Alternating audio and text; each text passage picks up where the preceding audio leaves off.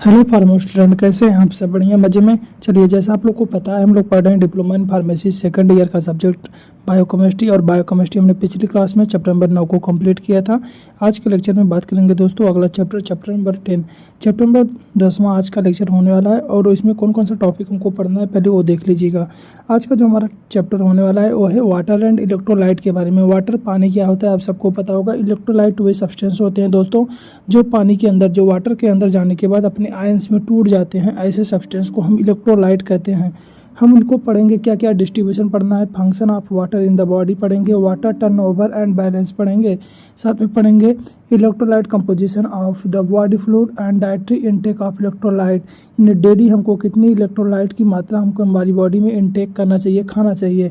And electrolyte balance के बारे में पढ़ेंगे। साथ में दोस्तों एक अगला इंपॉर्टेंट टॉपिक होने वाला है डिहाइड्रेशन के बारे में। मोस्ट इंपॉर्टेंट इस चैप्टर का most important topic dehydration. Cause of dehydration क्या होता है, ओरल रिहाइड्रेशन थेरेपी क्या होते हैं। डिहाइड्रेशन का मतलब होता है दोस्तों हमारी बॉडी में पानी की कमी हो जाना, वाटर की कमी हो जाना, उसे हम बोलते हैं डिहाइड्रेशन। और किसके कारण होता है वो सब चीज़ें हम इसमें पढ़ेंगे। बिना किसी देरी के चलिए चलते हैं हम अपने लेक्चर की तरफ। हमारा जो पहला टॉपिक है वाटर एंड इलेक्ट्रोलाइट। ठीक है, नाम से क्लियर हो रहा है वाटर एंड इलेक्ट्रोलाइट। वाटर क्या होता है, पानी क्या होता है, इलेक्ट्रोलाइट क्या होते हैं देख लीजिएगा। वाटर एंड इलेक्ट्रोलाइट शरीर के लिए अत्यंत आवश्यक घटक हैं, यानी हमारी बॉडी के लिए एक इम्पॉर्टेंट पार्ट होते हैं। ये शरीर के इंटरनल इन्वायरमेंट को स्टेबल बनाए रखते हैं। हमारी बॉडी की इंटरनल इन्वायरमेंट करने का मतलब है हमारी बॉडी की जो अंदर की जो प्रोसेस है, जो फंक्शन है उसको अच्छे से काम करे, अच्छे से चलता रहे। उसके लिए क्या होते हैं वाटर एंड इलेक्ट्रोलाइट हमारी उस फंक्शन को परफॉर्म करने के लिए ज़रूरी होते हैं। मानव शरीर का लगभग 60 से 70% जो भाग होता है दोस्तों वाटर से बना होता है। और जो बच्चों में होता है प्रतिशत थोड़ा ज़्यादा हो जाए, यानी छोटे बच्चों में वाटर की मात्रा थोड़ा अधिक होता है, यानी 70 से 75%। जबकि वृद्धावस्था में ये जो परसेंटेज है, जो वाटर की जो अमाउंट है वो क्या हो जाती है, कम हो जाती है। वाटर और इलेक्ट्रोलाइट मिलकर हमारे शरीर में फ्लूइड बैलेंस बनाते हैं, ऑस्मोटिक बैलेंस करते हैं, साथ में एसिड बेस बैलेंस करते हैं और थर्मल रेगुलेशन करते हैं। थर्मल रेगुलेशन कैसे करते हैं आप बता देते हैं। थर्मल रेगुलेशन क्या होता है, जैसे हमारी बॉडी जब हीट होती है, हमारी बॉडी जब गर्म होती है तो वाटर क्या होते हैं स्वेटिंग के माध्यम से निकलते हैं, यानी पसीने के माध्यम से निकलते हैं वाटर हमारी बॉडी से। और क्या करते हैं हमारी बॉडी को कूल करते हैं, ठंडा रखते हैं। क्लियर, तो होता है टेम्परेचर को रेगुलेट कर रहे हैं। आगे बात करेंगे दोस्तों वाटर क्या होता है। देखिए वाटर एक यूनिवर्सल सॉल्वेंट कहा जाता है, मतलब कोई भी चीज़ इस वाटर में घुल सकती है। जैसे इसमें क्या होता है न्यूट्रिएंट को घोल देता है, मेटाबॉलिक रिएक्शन में भाग लेता है, वेस्ट प्रोडक्ट को बाहर निकालने में मदद करता है। यानी पेशाब के माध्यम से जो भी वेस्ट प्रोडक्ट हैं वो क्या होते हैं बाहर निकाला जाता है। बॉडी टेम्परेचर को नियंत्रित करता है। वाटर के बिना जीवन क्या होता है असंभव है, यानी संभव नहीं है। आगे बात करेंगे दोस्तों इलेक्ट्रोलाइट। इलेक्ट्रोलाइट देखिए वे सब पदार्थ होते हैं जो पानी में घुलकर आयंस बनाते हैं, यानी विद्युत आवेश यानी इलेक्ट्रिकल चार्ज धारण कर लेते हैं। इलेक्ट्रिकल चार्ज क्या होता है, जो अपने यानी क्या होते हैं पॉजिटिव से क्या निगेटिव की तरफ क्या होते हैं मूव करते हैं, हम सबको पता है। ये मुख्य इलेक्ट्रोलाइट है। मुख्य इलेक्ट्रोलाइट में कौन है, जैसे sodium, potassium, calcium, magnesium, chloride, bicarbonate, ये सभी मिलकर दोस्तों इलेक्ट्रोलाइट सब मिलकर क्या करते हैं नर्व इम्पल्स में ट्रांसमिशन में हेल्प करते हैं, यानी नर्व सिग्नल को ट्रांसमिट कराने में हेल्प करते हैं। मसल्स को हमारे कॉन्ट्रैक्ट कराते हैं, जिससे हमारी मसल्स क्या होती है कॉन्ट्रैक्ट रिलैक्स होती हैं। कार्डियक एक्टिविटी में भी भाग लेते हैं, हमारी हृदय की जो एक्टिविटी है उनमें भाग लेती हैं। साथ में ऑस्मोटिक प्रेशर की मेंटेनेंस के लिए ये भाग लेती हैं, यानी ऑस्मोटिक प्रेशर मेंटेनेंस में भी ये काम करते हैं इलेक्ट्रोलाइट। आगे बात करेंगे दोस्तों वाटर एंड इलेक्ट्रोलाइट का जो महत्व होता है क्या है। वाटर अकेले कार्य नहीं करता है, इलेक्ट्रोलाइट्स के साथ मिलकर कार्य करता है। इलेक्ट्रोलाइट के साथ क्या मिलकर काम करता है ऊपर हमने पढ़ लिया है। बॉडी फ्लूइड को बनाता है, बॉडी वॉल्यूम बनाए रखता है और सेलुलर फंक्शन को नियंत्रित करता है। यदि इनका संतुलन बिगड़ जाए, यानी वाटर और इलेक्ट्रोलाइट का अगर संतुलन बिगड़ जा रहा है हमारी बॉडी से, तो डिहाइड्रेशन हो जाएगा, सूजन, एडिमा जैसी समस्याएं या इलेक्ट्रोलाइट इम्बैलेंस जैसी समस्याएं देखने को मिल सकती हैं।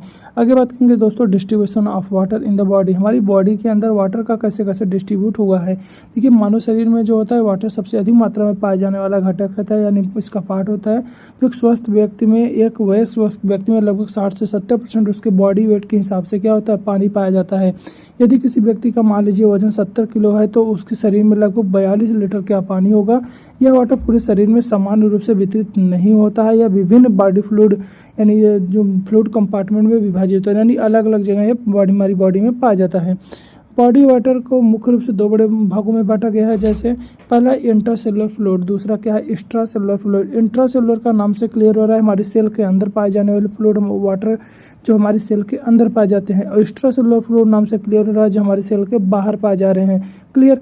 आगे बात करेंगे दोस्तों इंट्रासेलुलर फ्लूइड के बारे में। तो इंट्रासेलुलर वह फ्लूइड होता है जो सेल्स के अंदर उपस्थित होता है, यानी टोटल बॉडी वाटर का लगभग 2 से 3% भाग होता है।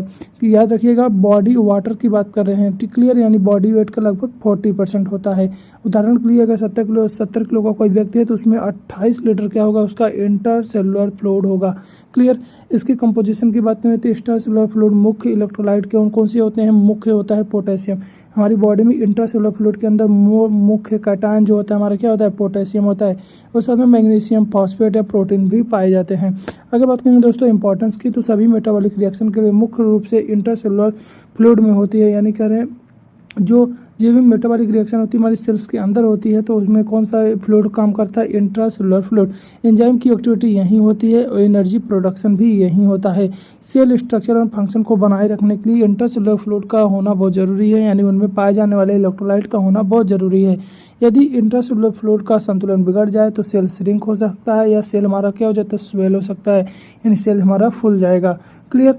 आगे बात करेंगे दोस्तों एक्स्ट्रासेलुलर फ्लूइड की। एक्स्ट्रासेलुलर फ्लूइड वह फ्लूइड होता है जो सेल्स के बाहर पाया जाता है और टोटल बॉडी वाटर का लगभग 1/3 भाग होता है, यानी बॉडी वेट का लगभग 20%, यानी 70 किलो के व्यक्ति में लगभग 14 लीटर एक्स्ट्रासेलुलर फ्लूइड पाए जाते हैं।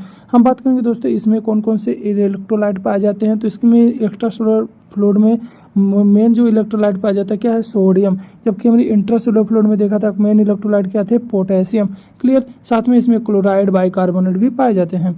हम इसके सब डिवीजन देखेंगे। एक्स्ट्रासेलुलर फ्लूइड के 2 पार्ट होते हैं। पहला इंटरस्टिशियल फ्लूइड। इंटरस्टिशियल फ्लूइड वो फ्लूइड होता है जो 2 सेल्स के बीच में हो। ध्यान से सुनिएगा, हमने सेल्स के अंदर नहीं बोला है, हमने 2 एडजेसेंट सेल के बीच में बोला है, यानी 2 अलग अलग सेल के बीच में जो स्पेस होता है उस स्पेस को इंटरस्टिशियल स्पेस बोला जाता है, और उसके अंदर पाए जाने फ्लूइड को, पाए जाने वाले वाटर को हम इंटरस्टिशियल फ्लूइड बोलते हैं। क्लियर। यह सेल्स और ब्लड वेसल्स के बीच में पाया जाता है। एक्स्ट्रासेलुलर फ्लूइड का लगभग 75% भाग होता है। इसका होता है एक्स्ट्रासेलुलर फ्लूइड का 75% भाग होता है, यानी बॉडी वेट का लगभग 15%, यानी यह सेल को न्यूट्रिएंट और ऑक्सीजन प्रदान करने में मदद करता है। यानी हमारी जो सेल होंगे उनको क्या करेगा, उनको न्यूट्रिएंट देगा, उनको पोषण देगा, साथ ही में उनको ऑक्सीजन प्रदान करेगा। आगे बात करेंगे दोस्तों इसमें अगला जो है क्या, प्लाज्मा। प्लाज्मा या बॉडी या ब्लड का लिक्विड पोर्शन होता है, यानी एक्स्ट्रासेलुलर फ्लूइड का लगभग 25% भाग होता है। बॉडी वेट का कितना, 5% भाग होता है। इसमें क्या होता है, न्यूट्रिएंट ट्रांसपोर्ट करता है प्लाज्मा, साथ में हार्मोन्स को कैरी करता है और वेस्ट प्रोडक्ट को बाहर निकालने में मदद करता है। स्पेशल कंपार्टमेंट होते हैं कुछ छोटे छोटे जिसमें फ्लूइड पाए जाते हैं, जैसे कुछ विशेष फ्लूइड भी एक्स्ट्रासेलुलर फ्लूइड का हिस्सा माने जाते हैं, जैसे सेरेब्रोस्पाइनल फ्लूइड जो हमारे ब्रेन में पाए जाते हैं, साइनोवियल फ्लूइड जो हमारे ज्वाइंट में साइनोवियल फ्लूइड पाए जाते हैं, साथ में प्लूरल फ्लूइड पाए जाते हैं, पेरिटोनियल फ्लूइड पाए जाते हैं। इनकी मात्रा बहुत कम होती है लेकिन इनका विशेष काम होता है इन शॉक को एब्जॉर्ब करना, साथ में न्यूट्रिएंट प्रदान करना। क्लियर। आगे बात करेंगे दोस्तों distribution of water in different body organ. जो वाटर का जो डिस्ट्रीब्यूशन है बॉडी के अलग अलग ऑर्गन में किस तरीके से है। बॉडी ऑर्गन जो बॉडी वाटर होता है सभी ऑर्गन में सामान्य रूप से मौजूद नहीं होता है। हर ऑर्गन में वाटर की मात्रा उसके फंक्शन और टिश्यू कंपोजिशन पर निर्भर करती है। बॉडी ऑर्गन में वाटर का प्रतिशत जानना फिजियोलॉजिकल अंडरस्टैंडिंग और क्लिनिकल इंपॉर्टेंस के लिए बहुत ज़रूरी है। हम इसे समझ सकते हैं कि हमारी बॉडी की कैसे फिजियोलॉजिकल फंक्शन चल रही है और साथ में हमारी बॉडी में कौन कौन सी बीमारी हो सकती है अगर इसकी वाटर की कोई डिस्टर्बेंस हो जाती है तो। क्लियर। जैसे हम बात करेंगे ब्रेन और हार्ट के अंदर, देखिए ब्रेन और हार्ट में लगभग 73% क्या होता है, वाटर होता है। और ब्रेन में जो वाटर होता है न्यूरॉन्स को ग्लियल के मेटाबॉलिक फंक्शन के लिए बहुत ज़रूरी होता है और साथ में नर्व इम्पल्स ट्रांसमिशन के लिए भी बहुत ज़रूरी होता है। हार्ट में जो पानी होता है उसमें कार्डियक मसल्स कंस्ट्रक्शन और इलेक्ट्रिकल कंडक्शन में मदद करते हैं। क्लियर। इसका क्लिनिकल इंपॉर्टेंस क्या होगा, अगर डिहाइड्रेशन हो गया, अगर पानी की कमी हो गई तो ब्रेन फंक्शन इम्पेयर्ड हो जाएगा, यानी ब्रेन जो काम है वो अच्छे से काम नहीं करे और कन्फ्यूजन जैसी समस्याएं देखने को मिल सकती हैं। अगर हार्ट में अगर फ्लूइड इम्बैलेंस हो गया तो अरिथमिया का खतरा बढ़ सकता है। आगे बात करेंगे दोस्तों लंग्स में। लंग्स में कैसे होता है, लंग्स में लगभग 83% वाटर होता है। यह पल्मोनरी टिश्यूओं की इलास्टिसिटी और गैसियस एक्सचेंज में क्या करती हैं, सहायता करती हैं। किसके इसके पल्मोनरी टिश्यू की इलास्टिसिटी, साथ में गैसियस का एक्सचेंज करना। एल्वलाई में वाटर का लेयर ऑक्सीजन और कार्बन डाइऑक्साइड डिफ्यूज करने के लिए बहुत ज़रूरी होता है, नहीं तो क्या ऑक्सीजन और कार्बन डाइऑक्साइड डिफ्यूज नहीं हो पाएंगे। क्लिनिकल इंपॉर्टेंस, अगर वाटर की डिफिशेंसी हो गई या एक्सेस में वाटर हो गए, जो फ्लूइड एक्यूमुलेट हो गए, तो पल्मोनरी इडिमा हो जाएगा, यानी हमारे पल्मोनरी में क्या हो जाएगा, सूजन हो जाएगा, या रिस्पिरेटरी डिफिकल्टी हो जाएगा, यानी करें गैसेस का एक्सचेंज नहीं हो पाएगा तो सांस लेने में भी समस्याएं हो सकती हैं। आगे बात करेंगे दोस्तों स्किन में लगभग 64% वाटर होता है, जो वाटर स्किन को फ्लेक्सिबल और सॉफ्ट बनाए रखता है। स्वेट ग्लैंड, जो हमारी पसीने की जो ग्लैंड है, उसके द्वारा थर्मो रेगुलेशन में मदद करता है। क्लिनिकल इंपॉर्टेंस की बात करें तो अगर डिहाइड्रेशन हो गया, अगर पानी की कमी हो गई, तो स्किन हमारी ड्राई हो जाएगी और लेस इलास्टिक हो जाएगी। क्लियर।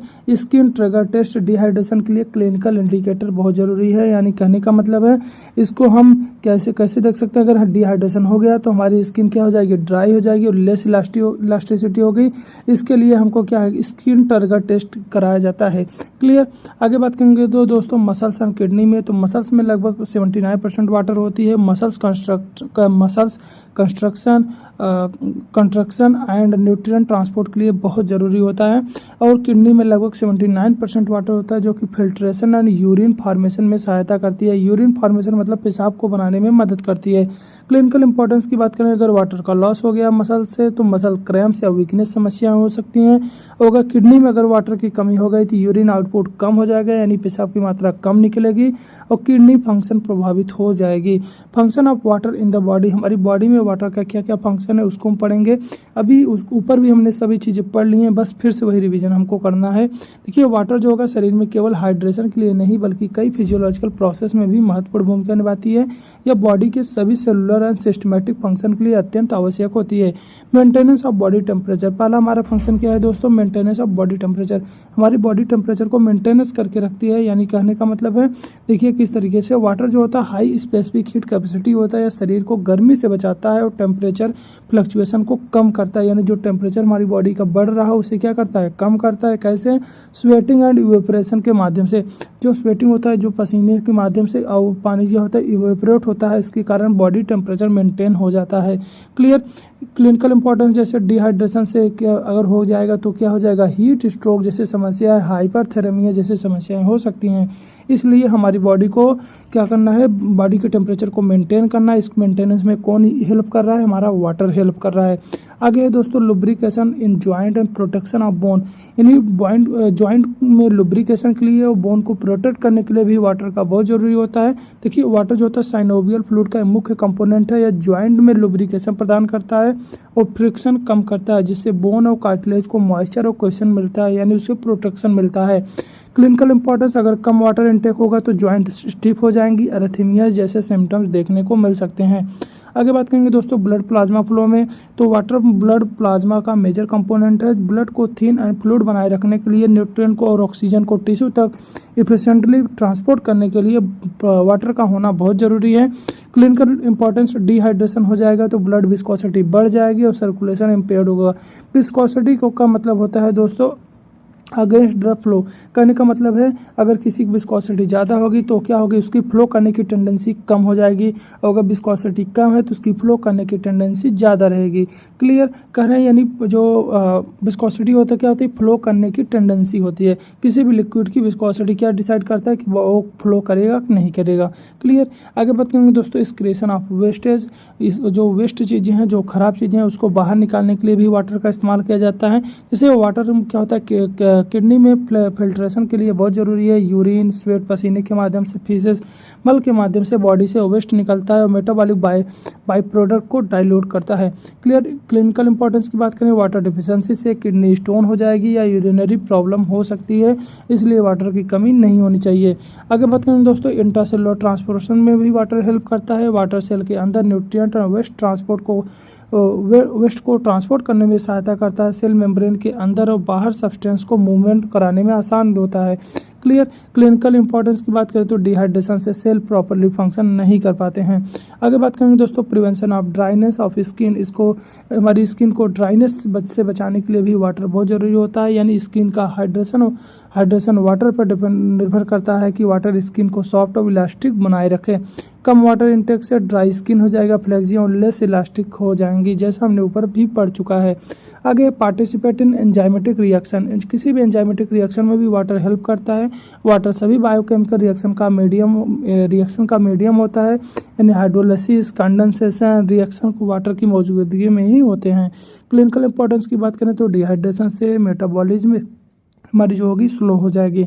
आगे है दोस्तों फॉर्मेशन ऑफ सलाइवा, सलाइवा को बनाने में भी वाटर हेल्प करता है, यानी सैलिवरी ग्लैंड वाटर का यूज करके क्या बनाती है, सलाइवा बनाती है। सलाइवा डाइजेशन में हेल्प करता है, यानी डाइजेस्टिव एंजाइम है जो कि ओरल हाइजीन में भी मदद करता है, यानी हमारी मुंह की साफ सफाई के लिए भी मदद करता है। क्लिनिकल इंपॉर्टेंस, कम पानी पीने से ड्राई माउथ हो जाएगा और डाइजेशन प्रॉब्लम हो जाएगी, यानी हमारी जो भोजन है वो अच्छे से पच नहीं पाएगी, क्योंकि सलाइवा अच्छे से नहीं बन पाएगा।